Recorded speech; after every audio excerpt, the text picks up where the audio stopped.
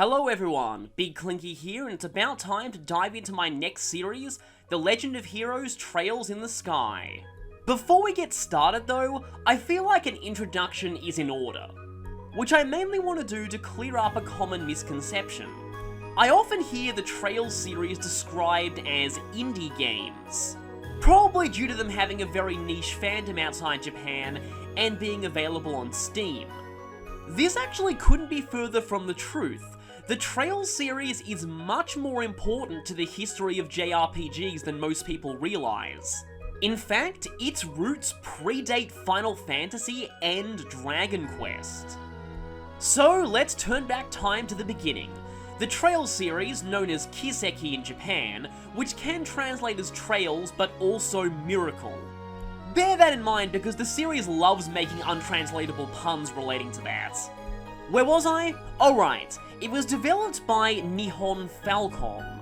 And they've been making games, almost exclusively RPGs, for nearly 40 years now, their first game being in 1982. The reason why they're not nearly as famous as other RPG companies are in the West is probably because, though their games have been ported to many systems, Falcom mostly develops for the PC. And when most Westerners think PC, JRPG isn't the first genre that comes to mind. The game we're interested in is Dragon Slayer, released in 1984 for the PC 8001. I'll just show a bit of gameplay here.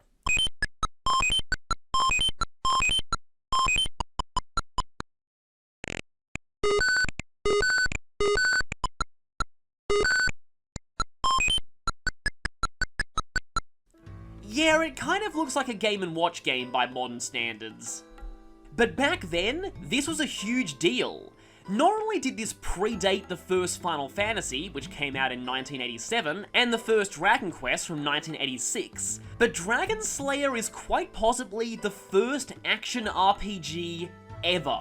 Not only that, but it was also a big influence on the original Legend of Zelda. So yeah, a whole ton of gaming icons would not exist today if it weren't for this game. In 1985, Falcom released Dragon Slayer 2 Xanadu. This went on to spawn its own series, having games all the way up to 2016. The next installment was Dragon Slayer Jr. Romancia. Don't let the Junior in the title fool you. This game's tagline was literally, "Full of cuteness, 100% difficulty." From what I've researched, this game was an interesting blend of action RPG and point-and-click adventure. It only had 2 major areas, and you had to beat the whole game within 30 minutes of real time. The next installment in the series was Dragon Slayer 4 Drasley Family. This was the first to see a release in the West, where it was renamed Legacy of the Wizard. This game was also an action RPG, but it's also regarded as an early example of Metroidvania. Then we had Sorcerian in 1987, but 1989 is the one we've been waiting for. This was the release of Dragon Slayer The Legend of Heroes. Unlike earlier games Falcom developed, this one was a traditional turn-based RPG. And it's also a showing of just how far the series has come in terms of voice acting since those days. It would seem that a power much greater than mine has decided that mankind must live. At this point, The Legend of Heroes began to spin off into its own series, starting with The Legend of Heroes 2, and then a trilogy of games. The Legend of Heroes 3, Prophecy of the Moonlight Witch, The Legend of Heroes 4, A Tear of Vermilion, and The Legend of Heroes 5, Song of the Ocean. The official English releases of these games screwed up the numbering, so I'm referring to them by their Japanese numbers. This trilogy of games was set in its own universe. Many people speculate that it has some connection to the universe of the Trails games, but that's never been directly confirmed. And now, finally, in 2004, we arrive at our destination, The Legend of Heroes 6 Trails in the Sky. What is, technically speaking, a spin-off of a spin-off that has probably eclipsed its main series in popularity. Gee, where have we heard that before? In fact, it was so successful, they stopped giving the Legend of Heroes games numbers after this one. But in case you care about said numbers, all 3 Trails in the Sky games are considered the Legend of Heroes 6. These games began the story of the continent of Zemuria, the shared universe that all later Trails games would take place in. The Sky games are set in a small part of that continent, the Kingdom of Liberl. And they tell the story of, it's best if you find out for yourself. The story I want to tell here, though, is that of these games' release history, which is pretty complicated. Although coming out in Japan in 2004, Trails in the Sky was not released in English until 2011 as a PSP port. It was localized by Xseed Games, who greatly underestimated the effort that it would be. You see, these games are known for their absolutely insane amount of world building. Every NPC in every town has a name, even ones who are not plot relevant and have no side quests associated with them. All of them change their dialogue every time the main story advances, and they all have their own lives that they go about while the main characters are off on their quests. The first Trails in the Sky game is quite short for a JRPG if you're only concerned with the main story, but because the script accounts for every possible point you could talk to every NPC at, that's a lot to translate. And the series being relatively new to Western shores, combined with it being released on a pretty obscure system, let's just say the game didn't exactly recoup a lot of its translation budget. Because of this, Xseed Games was sadly forced to give up localizing the sequel, as if they did, it could have bankrupted the company. Unfortunately, they picked possibly the worst game in the world to not localize the sequel of, and you'll know why I say that if you've ever actually played the first game, which probably ensured the series would remain niche in the West for quite a while. Or for a few years at least. In 2014, Xseed Games released Trails in the Sky FC on Steam, with a new revised translation too. This platform let the game reach a much greater audience. And so, in 2015, after nearly literally driving the localizers insane, Trails in the Sky, the second chapter, was finally released in the West on Steam. That's a 10-year wait compared to the Japanese version, but I'd say it was well worth it. Speaking of Japan, by that point they were way ahead of us. In 2007, a third game was released in the Sky series called Trails in the Sky the Third. This one has a different naming scheme to the other 2 games, and for good reason. The first 2 Sky games told their own self-contained story that pretty conclusively ended with the second one. The third is more like a tying up loose ends game. It tells a new self-contained story starring one of the second game's party members, while also wrapping up the character arcs of everyone from the previous 2 games, and leaving a few hints as to what was to come in the world that could possibly be explored should the series get more sequels. And it did, but first, before we leave the subject of the Sky games, I want to mention that the 3 games got re-releases for the PlayStation Vita called Trails in the Sky Evolution, released in 2015 and 2016. These games contain remastered graphics, remixed soundtracks, and this is the feature that I'm really envious of, full voice acting during the main story.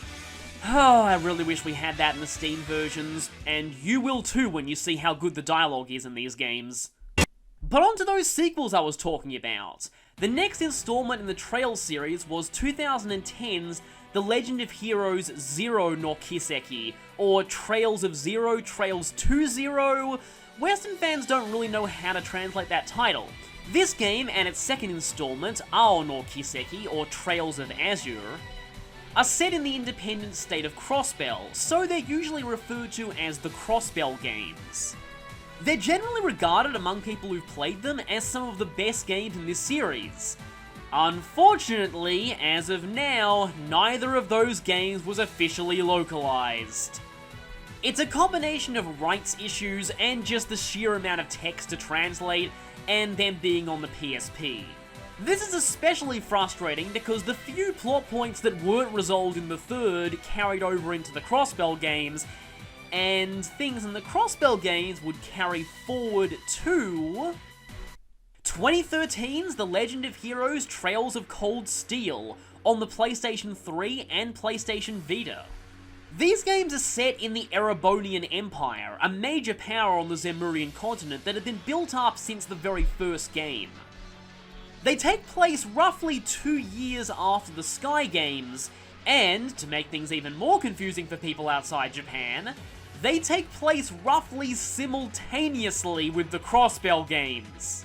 And unlike them, Cold Steel did get localized in 2015 and 2016 in the West. It's definitely possible to still understand and enjoy the story of the first 2 Cold Steel games without playing the Crossbell ones. But you will miss a few nods and references here and there. But the Erebonia arc can be roughly divided into 2 halves, and the second, told in Cold Steel 3 and 4, is essentially the Infinity War of the Trails series. It brings back characters and plot points from every previous installment, yes, including the Sky games. Cold Steel 3 is set for an English release later this year, which I'm happy for on the one hand, but on the other hand, from what I know of this game, this is where not localizing the Crossbell games is gonna really come back to bite us. Cold Steel 1 and 2 got PS4 remastered versions in Japan, and I think they're going to be released in the West as well, though I'm not sure.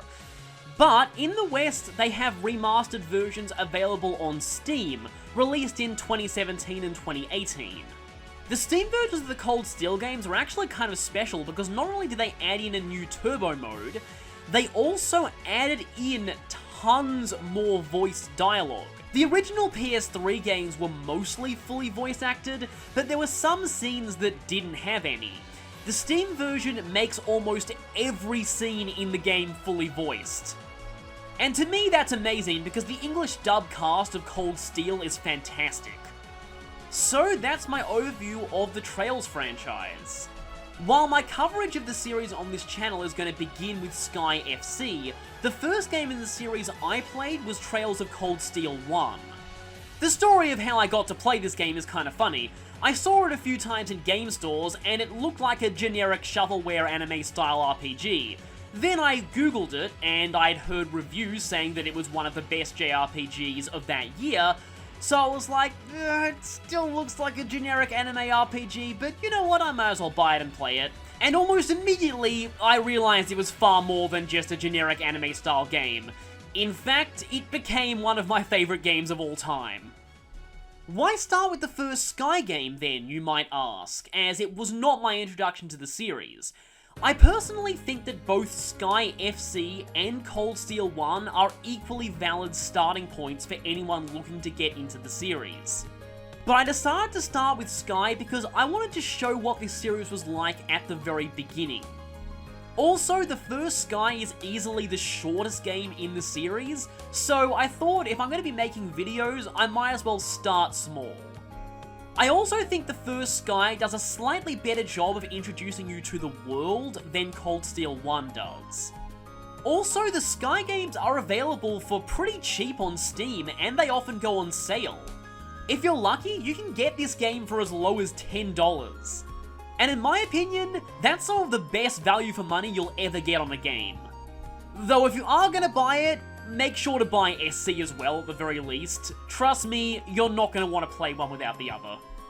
As for the third, you can play that anytime after finishing the first 2 Sky games. That game is not only my favourite in the series, it actually has my favourite soundtrack of any video game, and considering that I'm a Fire Emblem and Xenoblade fan, that really says something. If you choose to start with Cold Steel, I still recommend playing the Sky games in between Cold Steel 2 and 3. Because while Cold Steel 1 and 2's story can be understood without playing the Sky games, Cold Steel 3 definitely can't. So yes, even though Cold Steel 3 releases the same year that I'm doing a playthrough of Trails in the Sky, I highly recommend do not buy that game unless you've played all the previous ones. Speaking of the previous ones, there are fan translations in the works for the Crossbell games. I'm not too experienced in PSP emulation though, so I'm not really sure how you go about applying those. Also, Xseed's localizations of the Trails games are so amazing that any fan translation has a really big mountain to climb. Wherever you choose to start, I've got a few tips for anyone taking the plunge into this series. Number 1. Talk to everyone. The main strength of the Trails series is its absolutely insane amount of world building.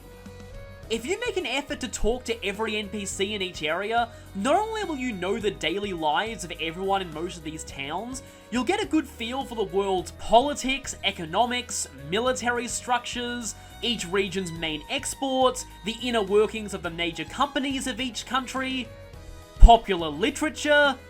It's crazy. Some games in the series also have hidden side quests that are very easy to miss unless you try and talk to every NPC at every possible moment you can. Tip number 2, trust no one. That early Fire Emblem commercial really should have been for the Trails series. This series loves having seemingly minor, irrelevant characters turn out to be major antagonists later. It also loves seemingly random, irrelevant party members having incredibly complex and deep backstories that you find out many hours down the road. For this reason, if you are at all concerned about spoilers, never, ever, ever, ever, ever, ever, ever look up the names of any character in any of these games. Seriously, it's for your own good. Don't do it. Tip 3, enjoy the music. Not only does Falcom make some amazing and very underrated RPGs, they also make some of the greatest soundtracks in any video game. Fans of this series like to say that there are no bad songs in Trails games, only amazing songs and even more amazing songs. I'm sure you'll find some tracks that you'll end up looking up and listening to on repeat on your own time. 4th tip, go with the flow. What I mean by that is that these games start out quite slow, even by JRPG standards. And that's especially true of the first Sky game. I've heard it summed up like this: the Trails series does not blow up the protagonist's hometown in the first hour to kickstart the adventure. So don't expect anything really drastic to happen plot-wise until the last third. Instead, these games spend a while setting up the world and showing the everyday lives of the people who live within it. The payoff is that when huge world-shattering events do happen, they happen to places and people that you really care about. I'm mostly saying this because when I first played this game, I went about it completely the wrong way. I spent the whole playthrough waiting for the world-shattering events to happen and not caring about anything else. Trust me, you'll enjoy these games much more if you just be patient. So how I'll be handling all the NPC stuff is I'm not going to be talking to everyone. I want to leave a lot of these conversations for you guys to discover on your own. Before I started recording this game, I did a test playthrough where I did talk to every NPC at every possible moment you could. From that, I made some notes on which conversations I wanted to show in the videos. This is going to be a 100% run, and I am going for all the Steam achievements. Though there's one achievement in the second Sky game I'm probably going to refuse to get out of protest, but we'll get to that one much later. Also, I am obviously playing the Steam version of the game. I'm going to be playing it using a PlayStation 4 controller plugged into my computer, and the control scheme I'm using, I'll put a screenshot of it up now. This is based on a control scheme that I found shared online, but I've customized it a little bit myself to be more in line with the controls for the PS3 version of Cold Steel. Also, the Steam version has a revised translation compared to the original English PSP release, so for those very few of you who actually played that version, some of the terms and dialogue you see here might be different to what you're used to. The Steam translation is generally agreed to be the much more accurate one though. And that's about all I wanted to cover. Next time, the long story begins.